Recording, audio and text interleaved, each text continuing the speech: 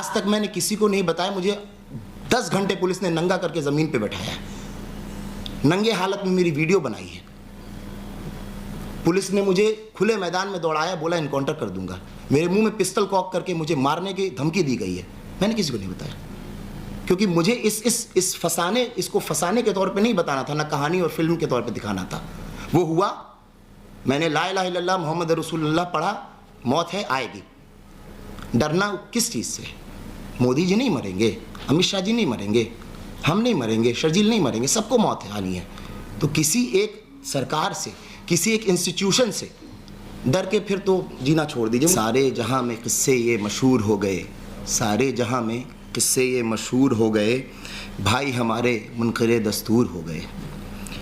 अब तो हाल ऐसा है कि सलाम करने में भी डर सा लगता है, क्योंकि जहाँ तक मामला है, कोर्ट में जो फ़ैसले चल रहे हैं और जो अदालतों का नज़रिया है, तो एक जगह मैंने एक वकील साहब को जिर्रा करते हुए सुना अपने भाई के केस में कि शर्जील इमाम अपने भाषण की और अपने बातों की जो शुरुआत है वो करता है अस्सलाम वालेकुम कह के। मैं शायद नमस्कार करता हूँ आपको, क्या ये टेररिज्म है? क्या अस्सलाम वालेकुम कहना टेररिज्म है? ये वकील साहब के हिसाब से शायद ये दंगा भड़काने का सबसे बेसिक मोडस ऑपरेंडी हो सकता है कि आप किसी को सलाम कर दीजिए। तो इसलिए अब डर तो लगता है, डर सही जाहिर बात है, डर लगता है, लेकिन तब भी ज़िंदगी है, जीना है, क्योंकि मौत तो बरहक है और लड़ाई अपनी ज़िंदगी के साथ लड़ते रहनी है। कोई इंसान कमाने के लिए लड़ रहा है, कोई इंसान जीने के लिए लड़ रहा है, कोई इंसान अपने हकूक़ के लिए लड़ रहा है।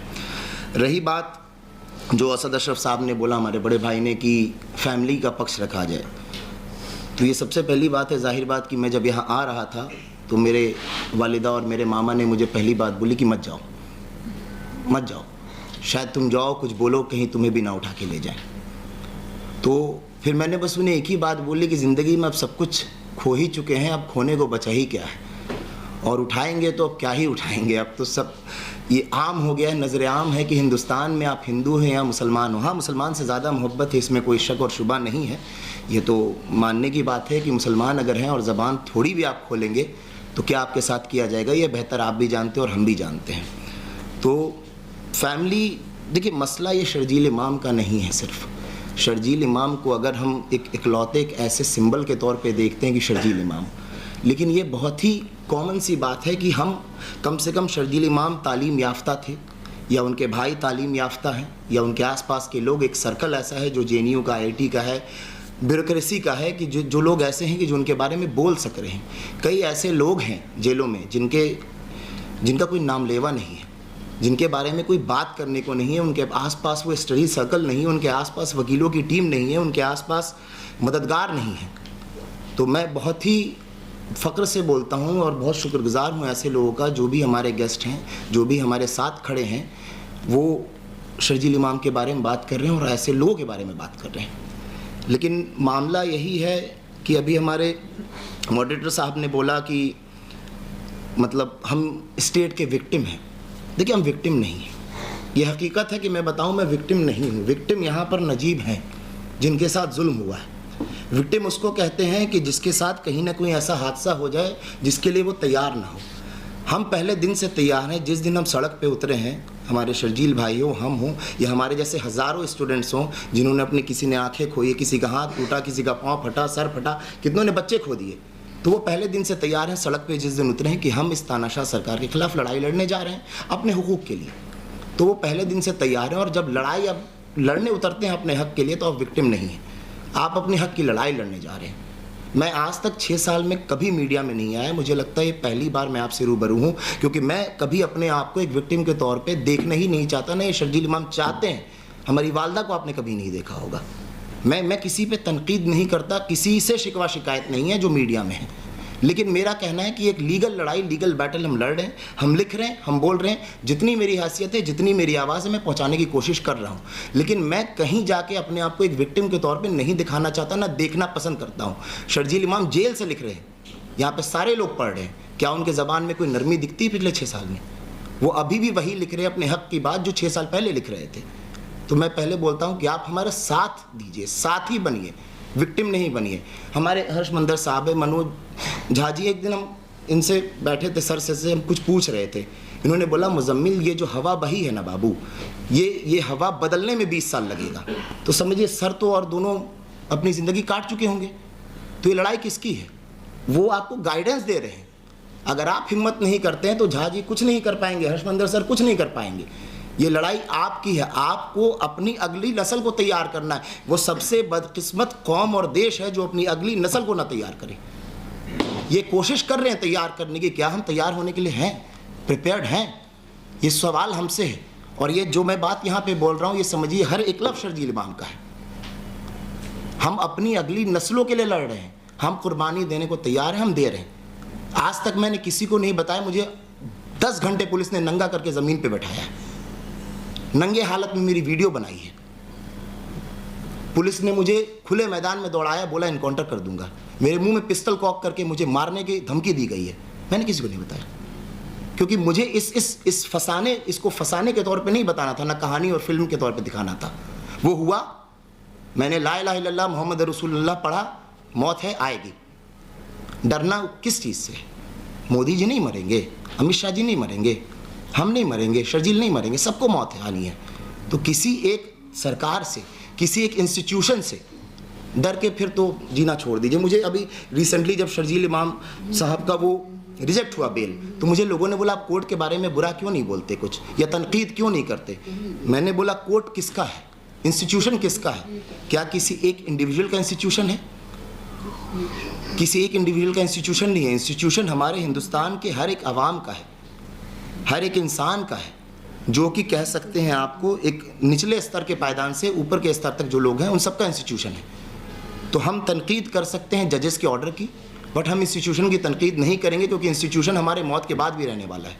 मैं इस दुनिया से चला जाऊंगा, शर्जील इस दुनिया से चले जाएंगे, तब भी इंस्टीट्यूशन वहीं का वहीं रहेगा। तो ये सारी चीज़ें हैं। और रही बात शर्जील भाई से आने के पहले मैं जब बात कर रहा था, उन्होंने मुझे एक ही बात बोली कि देखिए जब आप जा रहे हैं हमारी बात को रखने के लिए, तो एक बात बहुत सलीके से रखिएगा कि जब हम देखते हैं पॉलिटिकल पार्टी के स्पोक्स पर्सन आते हैं मीडिया में शर्जील की स्पीच को लेकर के, देखिए हकीकत बात है, चाहे वो अमित शाह जी हो, चाहे मोदी जी हो, इनके मुंह से अगर शर्जील की नाम निकला है या सांसद में कभी भी नाम दिया गया, इनके चिकन नेक स्पीच की बात की जाती है। ये एक नेशनल नैरेटिव है कि चिकन नेक स्पीच। आपने अभी हिंदुस्तान के सारी अदालतों के बाद सुप्रीम कोर्ट का जो फैसला आया शर्जील की बेल रिजेक्ट करने को, उसको सारे सांसदों ने एक्सेप्ट किया, भाजपा के, और बहुत उसके सपोर्ट में बोल रहे थे। एक बहुत मीडिया में नॉर्मल आपने देखा होगा।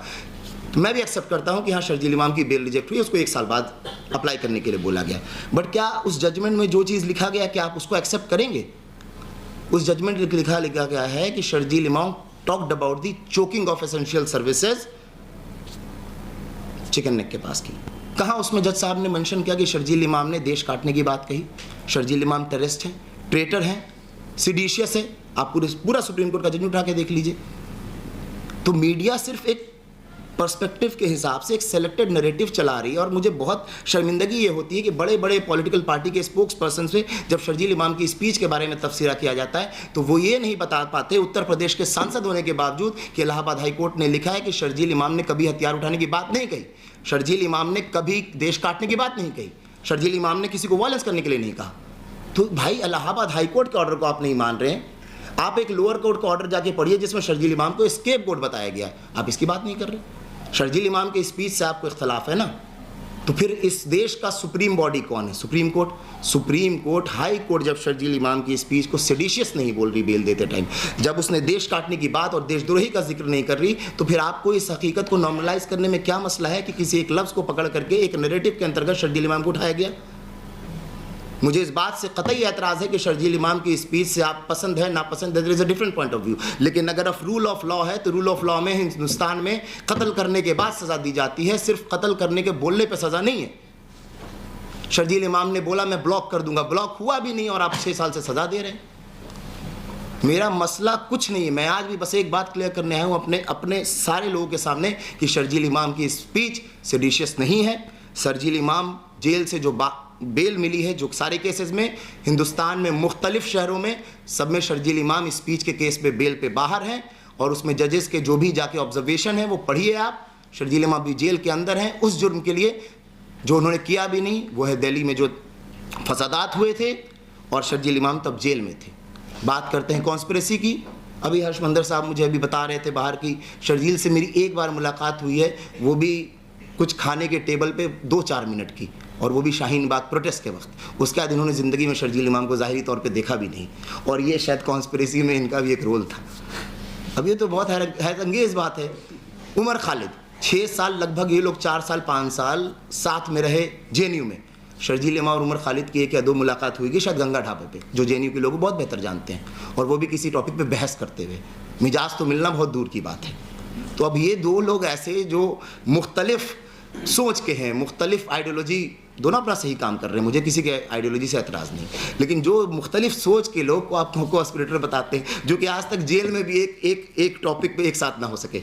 अभी भी बहस चली रही है दोनों की अंदर भी, जब बसेज में आते हैं साथ में तो इनकी बहस चलती रहती है, आप उनको कॉन्स्पिरेटर बताते हैं। तो ये तो एक हास्यास्पद चीज़ है। बट लेकिन मैं आपसे बस यही आरजू करता हूँ कि हमारे जो सीनियर यहाँ पे गाइडेंस देने के लिए बैठे हैं, एटलीस्ट इनसे गाइडेंस लीजिए। ये अपनी उम्र के उस पड़ाव पे हैं जहाँ ये सिर्फ आपको समझा सकते हैं, सिखा सकते हैं, लेकिन लड़ाई आपको लड़नी है। ज़रूरी नहीं ये सरकारें बदलेंगी, जुल्म का पैमाना बदलेगा, तरीक़ा बदलेगा, आपको सीखने की ज़रूरत है उस लड़ाई लड़ने को। बहुत बहुत शुक्रिया।